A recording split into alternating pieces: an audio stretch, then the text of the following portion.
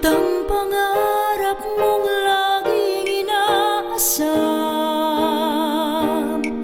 sa tiyaga, kusa at sipag ay iyong makakamtan. Ang minimiti ay di kalayuan. Sa murang gulang ay alam na ni Rico kung ano ang kahulugan ng salitang mahirap.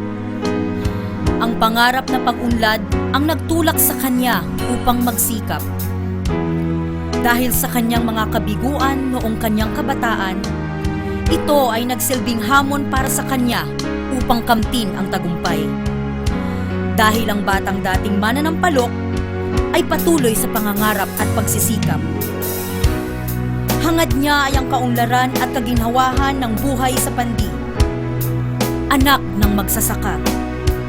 Ang batang mananampalok, anak ng Pandi, ang taong naniniwalang basta't laking Pandi, maabilidad. Samahan po natin siyang mangarap. Mayor Enrico Agustin Roque! Kahit sa handaanin, puso'y magniningning. Ikaw ay Pandienyo, ang tindi at ang galing. Ang galing. Kahusayan at pawang kagalingan, kinabukasan nating Pandianyos.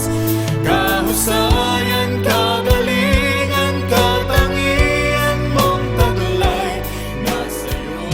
Ang sigaw ng taong bayan ng Pandi na ako'y patakbuhin ninyo bilang alkalde.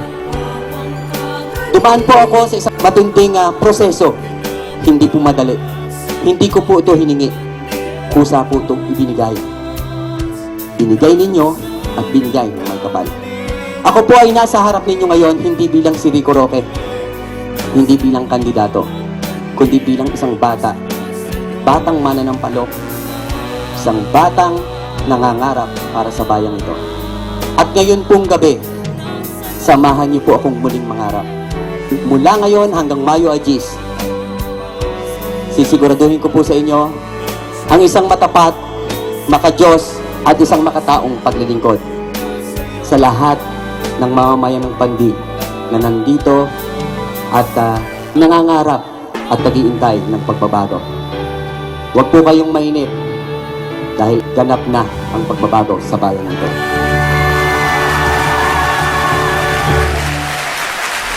Sabay-sabay tayo, Rico Roque na, sa pagka-mayor ay iboto siya. Pagkat si Rico Roque masipag, matalino, nagsikap ng gusto, kaya siyang umasenso.